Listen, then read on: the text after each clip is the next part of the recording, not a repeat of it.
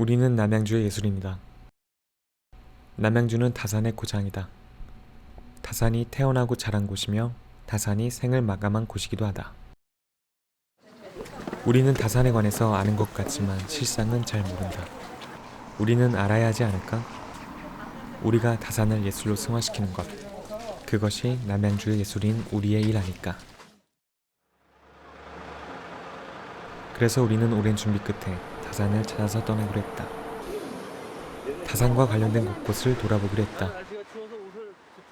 지금 우리는 다산을 찾아서 떠난다. 천지남은 한국 천주교의 발상과 관련된 사적지다. 이곳에 있었던 천지남은 지금은 폐사되었다. 하지만 우리는 충청북도 하담에 있던 다산의 선영이 이곳 천지남으로 이장되어 온 것을 뒤늦게 알게 되었고, 그래서 작년에 이어 이번에도 이곳을 찾게 되었다. 정약전 선생과 정약용 선생님 자주 다닌다는 기록이 좀 나오잖아요.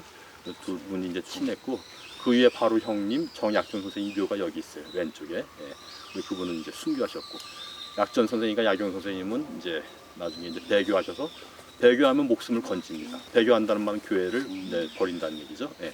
약전 선생님과 약용 선생님 제사 문제 때문에 천주교를 이제 버리고, 예.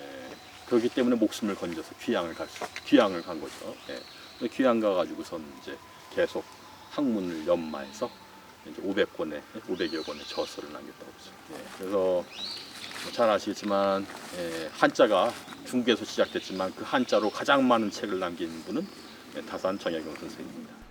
다산의 조부모와 부모님, 다산을 자식처럼 키워준 마평수 공인 이시묘역, 다산이 그토록 그리워했던 소남 정약전, 끝까지 천주교를 지키며 순교한 정약종까지, 우리는 다산의 마음으로 이분들에게 차를 노린다.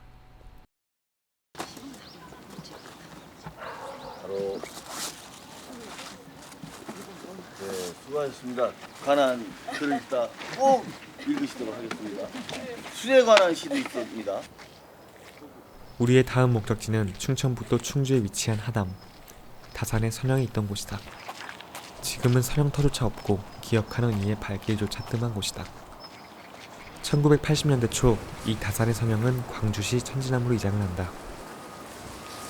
지금은 선영터의 흔적조차 없는 이곳에서 우리는 어경선 씨의 안내로 이곳 하담의 이야기를 듣는다.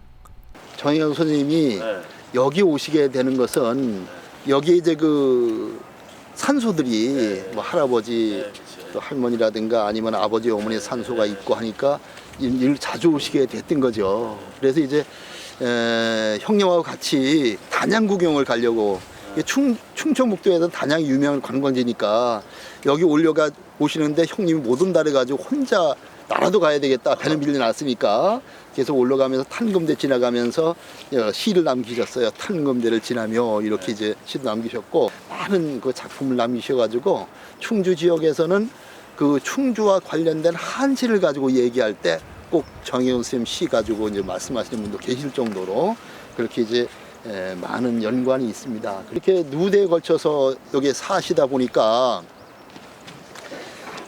특히 여기 이제 그 홍씨 집안하고 연관이 돼가지고 홍씨 집안들이 이쪽에서 많은 그 세력을 갖고 있었어요. 이게 이제 정약용 선생님이 귀향을 가시면서 내가 귀향을 가게 되면 다음에 누가 우리 산소를 돌볼 사람이 없을 것만 같다. 그래서 홍형 부탁하는데 내가 없더라도 우리 산소 좀 잘 보살펴달라 그래가지고 아마도 그 홍씨 집안들에 의해서 산소가 계속 보존이 돼 왔을 것 같아요. 왜냐하면 그 정약용 선생님 후손들은 충주의 세력이 강하지 못해요. 또 그러다 보니까 좀 이 관리들을 제대로 못했을 것 같아요. 이제 그것은 왜냐하면 나중에 천주교에서 성인으로 모시면서 다 산소를 모셔가잖아요, 천지남으로. 그 이후에 그 자리를 제대로 기억하고 있는 후손들이 없어요. 그 정도로 관심이 없었기 때문에. 우리는 하담을 뒤로하고 다음 행선지인 나주의 밤남정으로 향했다. 요 바로 옆에가 그 옛날 다산 선생하고 소남 선생이 여기서 하룻밤 묵으시면서 이별의 정을 나눴던 그런 곳이라고 할 수 있죠. 나주시에서 수용을 하면서 도로 확장 때문에 싹 다 밀어버린 거, 그런 상태. 예, 반남주인이죠. 밤남정이니까 깔아먹는 거. 밤남정. 예, 옛날에 그렇게 예, 갈아 먹었어요. 예. 근데 이제 네. 직접마을로 돼가고 아, 네. 그 반남주인이라고 그 전에 여기서 하룻밤 주무시고 갔다는 소리는 거의 들었어요. 아, 그렇구나. 밤남정은 귀향을 가던 시대의 두 천재 다산 정약용과 소남 정약진 형제가 아쉬운 눈물의 이별을 한 장소이다. 지금은 이렇게 흔적조차 없어지고 쓸쓸하다.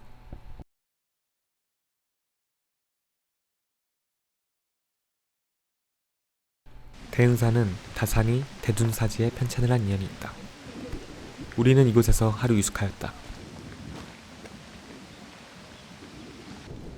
이곳에는 다산의 제자이기도 한 초이선사의 다원이 하나 있는데 바로 일지암이다. 우리는 아침 일찍 일지암에 올랐다. 마침 일지암의 주지스님인 법인스님은 외부 출강이 있으셨다. 우린 주인 없는 곳에서 주인 행세하며 마음껏 차를 나눠 마시며 다양하게 취할 수 있었다. 그러신 다음에 한 모금 피클도 입속에 머물다가 삼키시면은 아마 향기를 느끼실 거예요. 다산이 이런 맛에 취하고 차를 사랑했으리라.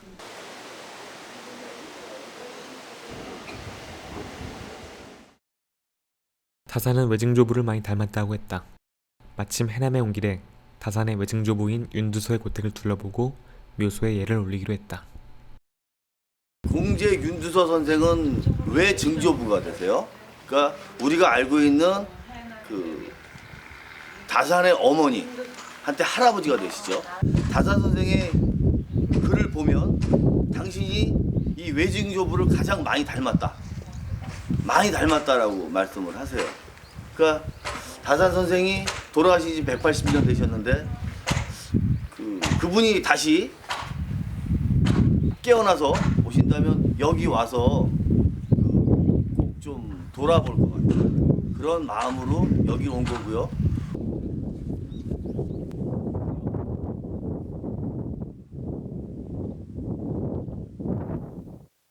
해가 뉘엿뉘엿 저편해지고 강아지 짖어대는 소리가 멀리서 들려올 즈음 절뚝거리며 다산은 강진읍내에 도착했을 것이다. 하지만 그를 반기는 이가 있을 리 만무하였을 것이다. 허기진 배를 부여잡고 여기저기를 떠돌다가 주막집 텐마루에 지친 몸을 의지할 즈음 이를 딱하게 여긴 주막집 노파가 그에게 방을 한 칸 내줬을 것이다. 우리는 그때 은혜를 베풀었던 그 노파에게 다산의 심정으로 차를 올리기로 했다.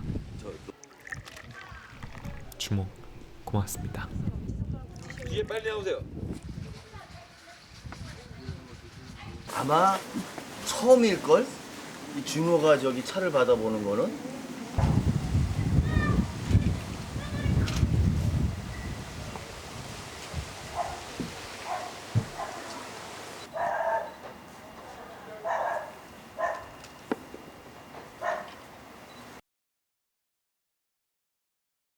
다산 선생이 그때 그 고마움은 돌아가실 때도 있지 않으셨을 것이다. 혹시 지금 다시 오신다고 하더라도 꼭 이 주모에게만큼은 찾아뵙고 예를 표하지 않았을까라는 생각을 해보았습니다. 다음으로 우리가 향한 곳은 백년사, 다산이 해장과 우정을 나눴던 곳이다. 마침 우리 일행이 당됐을 때에는 사찰 음식에 관한 행사가 진행되고 있었다.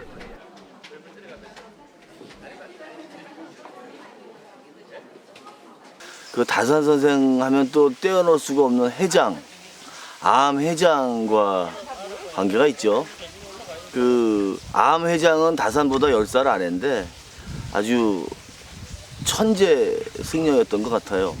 다산 선생하고 해장 스님은 종교가 달랐죠. 종교가 다른데도 불구하고 하여튼 두 분이 교류를 하게 돼요. 하룻밤 지나면서 두 분이 서로를 알아보게 되는 거죠.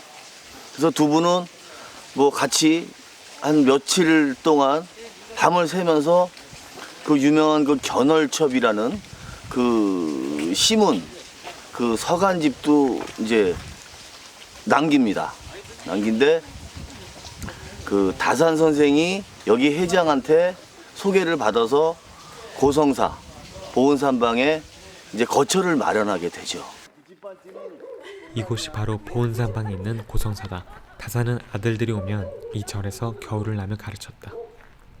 부모로서 아무것도 해줄 수 없지만 학문만은 제대로 전수하려고 하였다. 추운 겨울, 부자의 모습을 아련하게 떠올려 본다. 다산이 그 백년사에 가서 그 해장 선사를 만나게 되죠.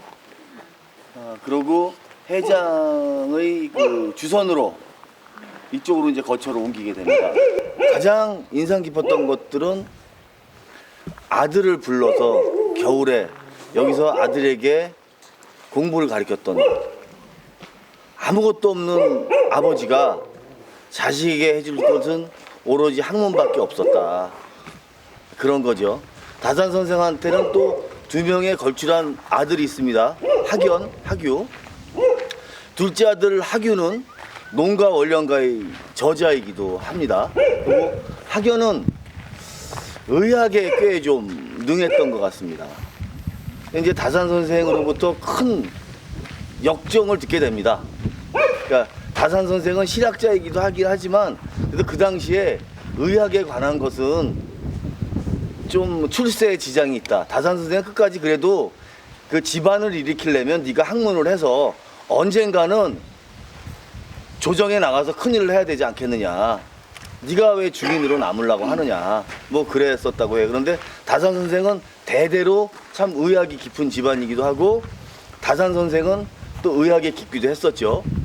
그 장기에 가서는 그 유명한 촌병옥치라는 의학서를 저술하기도 했었습니다. 물론 그 촌병옥치라는 그 의학서적은 지금 없습니다. 이름으로만 남아 있고요. 저는 여기 오면서 다른 것보다도 해장과의 인연, 10살 아래인 해장과의 인연, 또 여기서 겨울날 아들하고 두 부자가 나누었을 그런 대화가 궁금하고 지금도 귓전에 가만히 이렇게 귀를 열어보면 그 소리가 들리는 듯 합니다.